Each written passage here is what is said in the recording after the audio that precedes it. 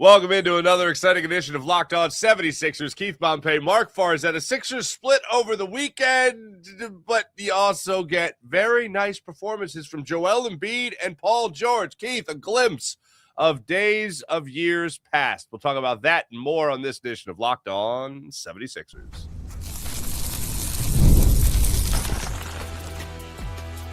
You are Locked On 76ers, your daily Philadelphia 76ers podcast. Part of the Locked On Podcast Network, your team every day. And we do thank you for making Locked On 76ers part of your first listen every day, or your first listen every day, part of the Locked On Podcast Network, your team every day, and now the number one sports podcast network out there. So how's about that? Here's what we're going to get into today. Oh, also I have to tell you that this particular episode is brought to you by the great people at FanDuel. If you want to be right in the middle of the action this season, visit FanDuel.com to place your NFL live bets all season long. Keith Pompey, Marc Farzetta. Keith, we're going to get into PG's performance last night against the Atlanta Hawks. An unfortunate ending to that game. And as I said in the short for the show, blaming referees is loser energy. There's always something else you could have done in the game other than the refs making the right call, but that was an atrocious call. We'll get to that. Or no call, I should say.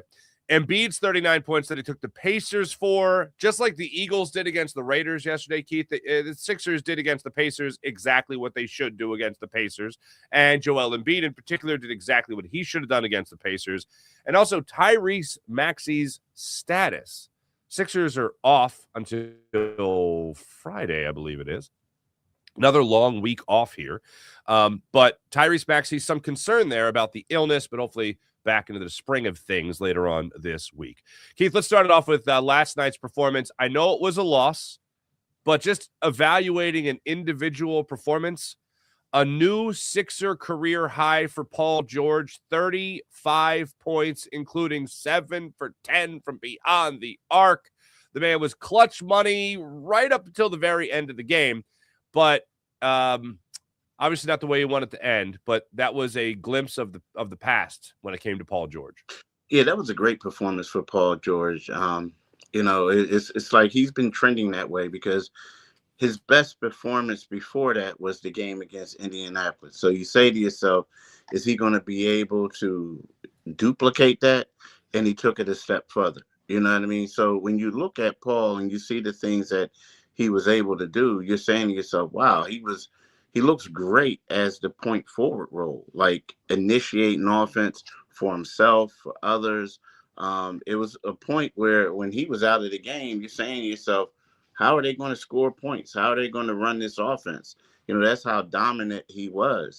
So for him, it was a bonus. I mean, it was a plus. The one thing is he talked about after the game was, last year that wasn't him. You know what I mean? Like he was unable to move past people, unable to do a lot of different things because of all the injuries. He was just trying to keep it together. One thing is we keep listing him at 6'8", 220 pounds. Well, Paul said he's been lifting weights all summer and bulking up. He's now at 235, right? So, I mean, the brother is swole, as they say, comparable to what he was last year. And I think that as helping him with contact, is helping him get by people, do a lot of different things. So, yes, it was a loss. But for Paul George, that would have to be a great individual performance based on that he's showing that he's showing signs that he may be able to live up to the money that they paid him. Oh, absolutely. And yeah, look, this isn't going to be all Paulie pom-poms over here. Like there's a loss we got to talk about here and the way the Sixers lost that game. But just talking about the individual performances here, and you use the word or the phrase trending in the right direction. On Friday when we did the show, we were talking about Nick Nurse saying that he was, quote, super encouraged by what the 76ers had been doing to this point in the season or to that point in the season. I know they split over the weekend, and you faced a 6-win Pacers team that everyone and their mother knows that Tyrese Halliburton isn't playing. But you did exactly what you were supposed to do against that team. For the most part, throughout that game, you controlled the game. You dominated in a lot of areas. Joel Embiid went out there 39 points. That was great to see. You did it without Tyrese Maxey. But also in that game, as you mentioned, Paul George, 23 points on 8 of 17 shooting. Then comes out against the Hawks last night, 35 points on 11 for 21 shooting. And again, 7 for 10 from beyond the arc. also helping you tremendously, again, in the defensive effort, as he has been. That has been the standby. I think anybody that played basketball, Keith, at any level, had some coach at some point tell you, there's going to be a day where your shot's not falling, but defense will always be there. Paul George has been the poster child for that throughout this season.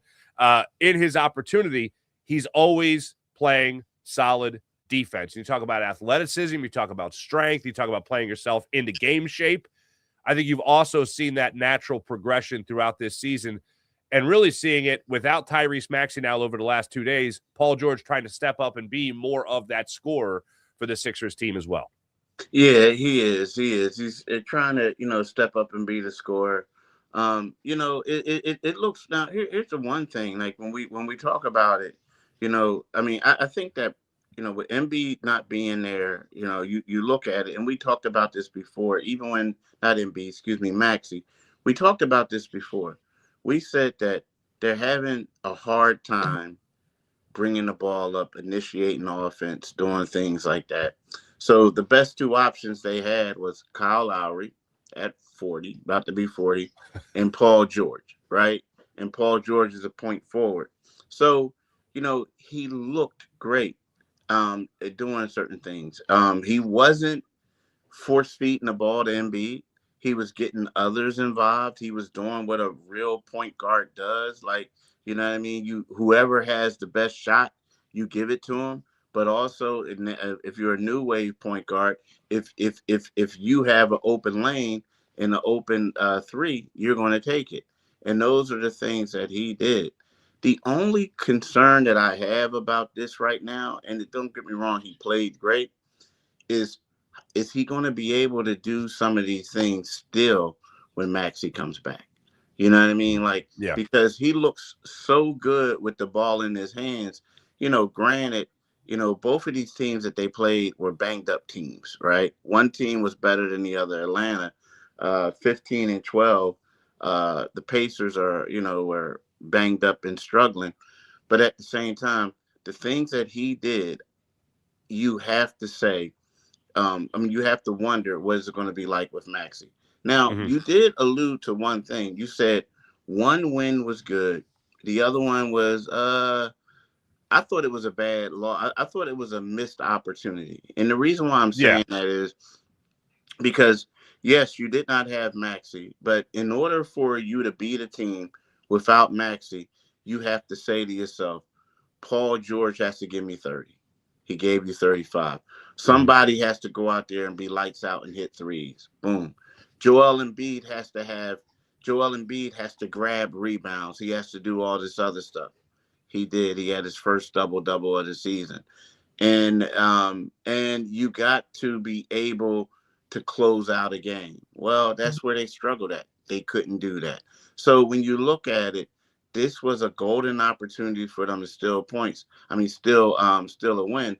But not only that, if the 76ers would have won that game, they would be sitting in third place in the Eastern Conference. But since they lost that game, they slid all the way down to 7th. Now, I know it's still bunched up and it's close, but from a momentum standpoint, you know what I mean? It would have been great for them to get that victory, to steal that victory. Yeah, and to go along with the what you would tell yourself before the game, what they need to do, they did all of it. You're right. Like, PG gave you the 35 and 7 to 10 from 3.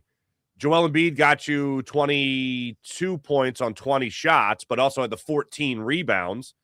And VJ Edgecombe had 26 points. Like, you had guys scoring for you. It was just that the Hawks were a very difficult team to keep up with. It was, you see the Sixers pulled it within 3 a lot of times. Bang, they come down, they hit another 3 down the other end. They build the lead to 6 again. Or, you come down, you get a bucket. They go down, they hit another 3. Or they get an N1 situation, stuff like that. So to focus more on the loss, though, I do want to ask you about that final play. Well, first, let's talk about this. Sixers have an opportunity in a final possession to really, I think there was an inbounds play. They have a good shot. They miss. They get a second opportunity. They turn it over again. Just that last kind of sequence for the Sixers. What did you see going on there? Man, I saw chaos. I saw a bunch of chaos. That's a good word for it. It was crazy because, I'm looking at this game and I kept saying to myself, I'm like, yo, they're going to lose this game. And the reason why they're going to lose this game is because they can't get a clutch stop on a defensive end. I mean, yeah, don't get me wrong. Andre Drummond blocked a couple shots. They had some steals, but it just seemed like whenever I'm not Cleveland, Atlanta needed to make a basket, someone would come up and make one. And then all of a sudden, the Sixers start making stops, a couple of them. And with 41 seconds left, Joel Embiid grabs a defensive rebound. And then you're saying to yourself, okay, they're down by one. Okay, they're going to close this thing out. They go down there. I mean, now mind you, it's 41 seconds left. They go down there, and it's kind of like no one knows where to be, like, or like they're just running around and passing it. They pass the ball, like, Paul misses a three. They get the offensive rebound. Next thing you know, Joel has the ball, but he passes it to Quentin. Quentin crashes it back to somebody, and they pass it back to, and then Quentin misses it. And then next thing you know, Atlanta gets the rebound with 6 seconds left. So they ran 30-something seconds off of that and only got off 2 shots in 30-something seconds of holding the ball. To me, that was a missed opportunity, more so than when they did the over and back Atlanta and didn't getting called for it. Because let's face it, the Sixers were still trying to foul them, right? So the thing is, to me, it was like, you blew all that time off the clock, and that was a bad possession. It looked horrible. It was horrible. A horrible possession. Mm-hmm. All right, I want to break that one down a little bit more, but let's take our first break. We're also going to talk about Joel Embiid's 39-point performance the other night against the Pacers, and then Tyrese Maxey's status. All that and more when we return. This is Locked On 76ers. Make sure you like and subscribe. Hey, right now I'm going to tell you about how incredible Robinhood is, because it is just that, incredible. Nobody knows your money goals better than you. Robinhood puts you in control of your money with tools that work as hard as you do, locking in on every opening, beating your personal record, beating it again. Channel that drive into your money. Robinhood puts you in control of your money. Trade, stocks, ETFs, options, futures, and crypto, all on one platform. You can now build and execute your own trades from a desktop with Robinhood Legends advanced tools, or take advantage of the new Robinhood strategies with a tailored portfolio managed by a team of experts. You expect more from your money, expect more from your money, and expect more from yourself. You expect all that from Robinhood. Get started today at Robinhood.com/yourmoney. That's Robinhood.com/yourmoney. Robinhood.com/yourmoney. Your money, your move. And how about the Everydayer Club? We always thank you for making Locked On 76ers your first listen every day, part of the Locked On Podcast Network, now the #1 podcast network for sports out there. You already live your team every day. Now you can take it up another level and go ad-free. Join the Everydayer Club today and get Locked On 76ers with no interruptions, members only, Discord access, and so much more. All for just $5 a month or $50 a year. So all you got to do is go to LockedOn76ers.supercast.com to check it all out. That's LockedOn76ers.supercast.com. Keith Pompey, Marc Farzetta, Locked On 76ers, liking and subscribing.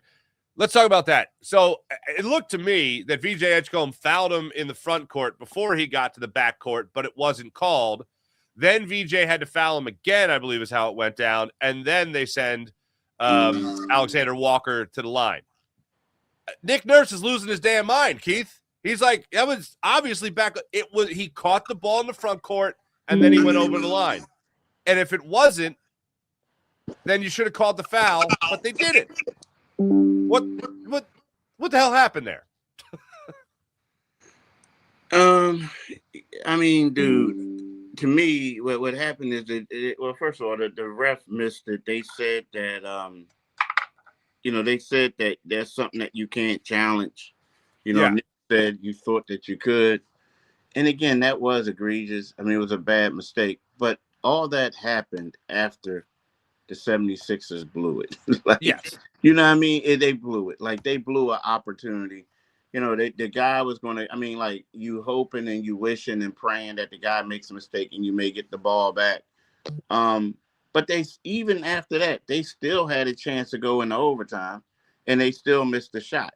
Now, you know, some people might like, come on, Keith, you're being a little bit hard on them. But at the same time, it's kind of like, to me, I just feel like, you know, like, to me, that bad possession where it was 40-something seconds left and they didn't call a timeout, they didn't do anything, they didn't run any plays, and the Sixers looked like the dudes were scared to shoot the ball. Sans Quentin Grimes and Paul George, right? It just seems to me like, to me, again, I get it, but that was more detrimental to them than it was the missed call by the ref, you know. And Yeah, I will I agree. say this though, I mean, it was a bad look, but yo, like, I don't know, it's just, it's crazy, it's crazy. But I think those misses were bad. I mean, they wasted 30-something seconds and only got 2 shots in 30-something seconds with the game on the line. So it's because of something like that. There, even if the ref, I feel, if he did his job correctly, and to quote Nick Nurse after the game, he said that the official told him he didn't see it as backcourt. Whatever. But let's just say that he did see it as backcourt, and he made what I believe would have been the correct call. If you look at it like that, it's like the way the Sixers were playing down the stretch there, they would have blown the opportunity then as well. But I would have loved to have had that one more opportunity. But you're right. It's not why they lost. It's just the annoying thing that was also outside of the Sixers' control. They didn't need anything else going wrong in the final 60 seconds of that game. It was just one more thing that piled on to their struggles in the final moments of that game.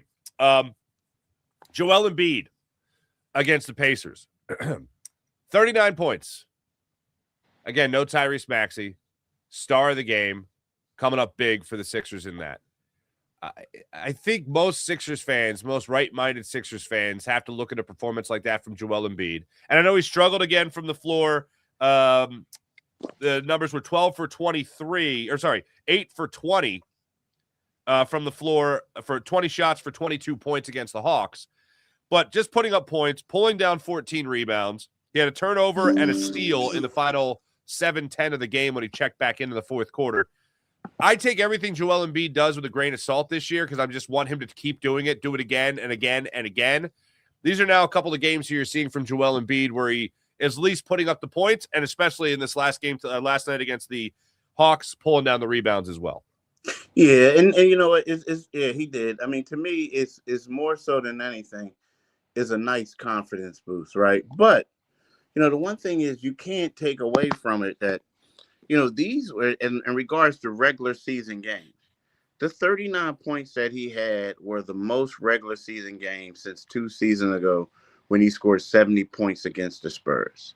And wow, that's his highest since the 70. Yeah. Wow. Now in that playoff series that season, he had 50 points against the Knicks one game and 39 points against the Knicks, right? So when you look at that, you're saying that's not the highest. Yesterday was, I mean, 2 days, Friday was, but what it was is it was the highest in regards. It was the highest in my opinion in regards to regular season games. So that was great. And then for him to come back, to me, the thing that I liked was his ability to come back and play only off of 1 day's rest. You know what I'm saying? So it was like, it wasn't a back-to-back, but it was 1 day's rest. So to me, for Joel, this gives him confidence to at least try to start moving, trying to do some other things, you know, that we think that he can do or that, you know, he wants to do. So to me, this was a bonus for Joel. It's just a plus, confidence boost. Yeah, the beginning of the good vibes for me at least started when I saw your tweet about Joel Embiid being probable. And I went, huh? I went, all right, That's great. That's fantastic. Because we were talking about, all right, well, they're going to have him play Friday against the Pacers, or do you want him to play Sunday against the Hawks? It's not going to be both. And here it was both. And it was like, great. But then also, Keith, you're talking about the Sixers basically taking on an NFL schedule for the last 2 weeks where they played one game, then they're off for a week, and then they were back at it Friday. Then they played 2 games in the weekend. Now they're going to be off for another week before they're back at it Friday. So you're not playing a lot of games is my main point here, is my main focus, okay? So this is the time, if Joel Embiid is going to test anything and then give it time to see how he not recovers, I don't want to say that, but reacts, how his body responds to playing the amount he played, I feel like this is the perfect time in the schedule to be able to do that. And I'll go back to what Nick Nurse said last week, encouraging. It's all encouraging. Look, I'm happy the Sixers are at where they're at, win-loss wise. But this point in the season for me isn't about looking at the Sixers being like, wow, they're an NBA title contender right now. I don't, in all honesty, the way I'm approaching this season is everything until the All-Star break for me is really just preseason play. That's what my mentality was, Keith, approaching this season, as it's been for the last couple of years with the Sixers, because we've seen the Sixers be a number 1 seed. We've certainly seen the Sixers be a playoff team, but it doesn't matter until they get out of the first round into the second round, and then that's really go time. That's how the Sixers have trained me, and I think a lot of their fan base. It doesn't really matter until you get to that point. But for me, knowing that they have to build to something, knowing they have to show they can be healthy, sustain that health, and also, oh, by the way, learn to play basketball with one another on top of it.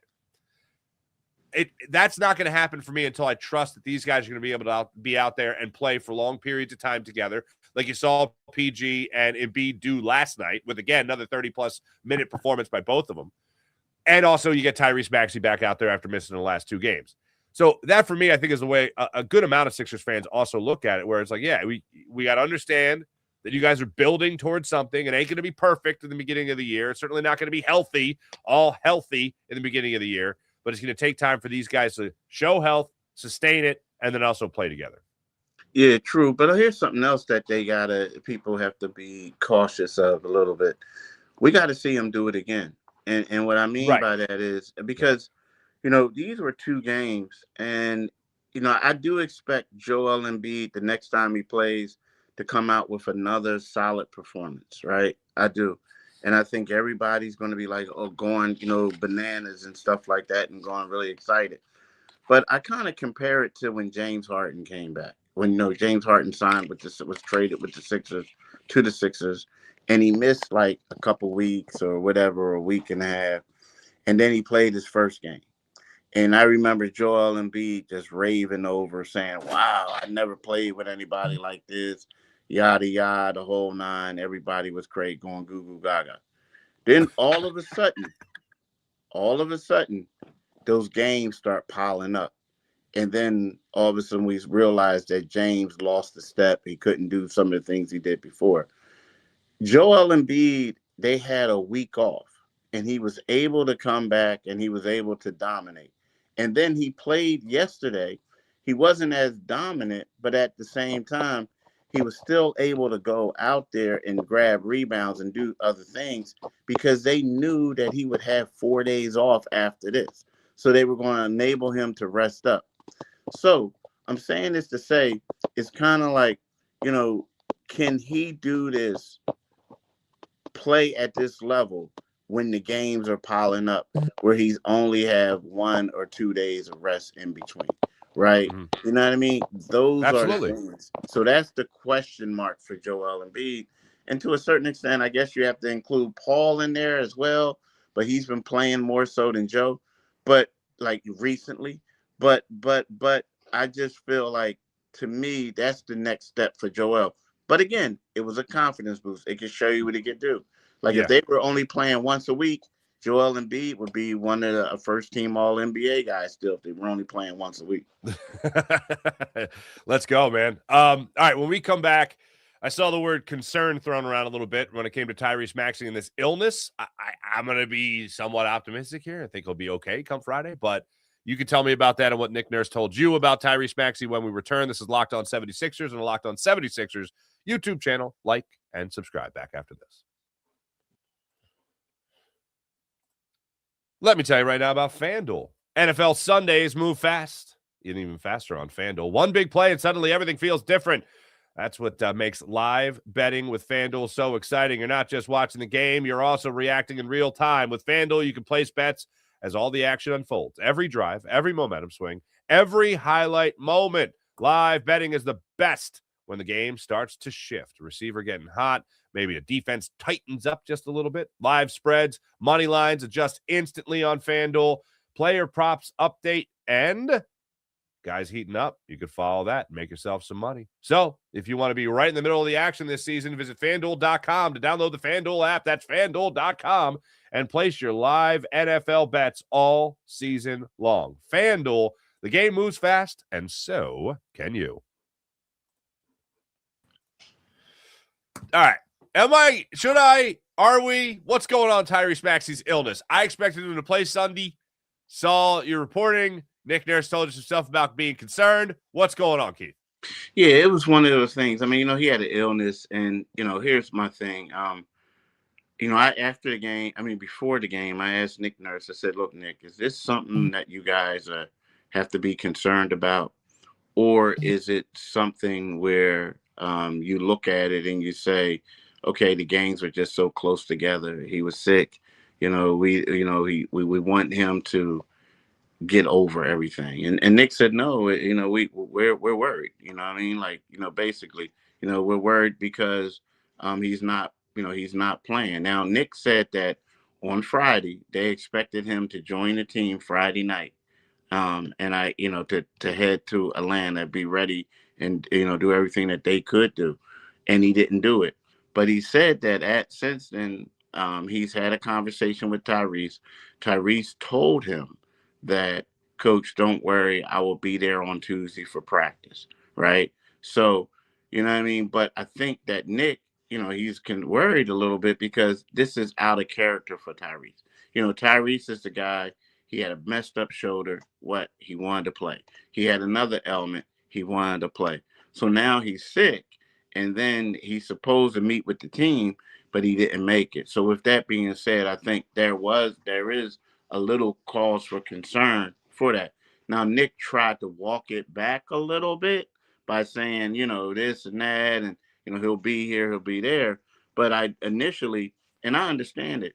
If your star player, your leading scorer, is not playing, and you guys got a pivotal game, yeah, you're going to be a little worried at saying how long is he going to be on the shelf, so to speak.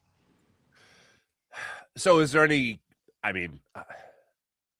conspiracy theory? Like, is Maxey just forcing himself out to finally get a break? Well, he's not going to miss many games because, so what's the other side of it? Like, that to me is ridiculous. That was just, what do you call it? Grasping at straws, trying to figure out how this makes sense, other than what I truly believe and what it 1,000% most likely is. Yeah, he's just sick. It's one thing to battle through an elbow injury, finger injury, whatever. It's another thing when your body just feels totally run down, like you're sick, like you really got something. And if you're only going to miss so many games because of the schedule the way it is over the weekend and this week, these would be the games to miss. Yeah, and that's the thing. You're right. These would be the games to miss. But at the same time, it's one of those things where we do know that there is a virus going around, the flu is going around. So you just want to make sure that this guy is in the best shape that he could possibly be in, or get the best health that he could be in, basically moving forward. But yeah, you don't want to play. And if I'm Tyrese Maxey, a lot of people saying getting the rest, there's going to be time for that. I think that right about now, Tyrese Maxey wants to play as many games as he can because he knows that is tied into all NBA, all those type of in-season awards that he could possibly get. So for him, he was sitting pretty. Luka missed a game, a couple games. Other people missed games. Tyrese was playing, and, he was like the Iron Man. Now all of a sudden, he's sick, he's tired. So that it's one of those things where he wants to come back, and you want to make sure he plays in these games, just because for him, you never know what can happen later on in the season. Mm-hmm. Well, we'll continue to break it down. Friday, they're back at it. First leg of a back-to-back. This one's going to be at MSG against the Knicks, 7 o'clock Friday night. Then Saturday, they're right back at it, 7 o'clock in South Philly. That one against the Dallas Mavericks. So that's the back-to-back. They have Friday and Saturday.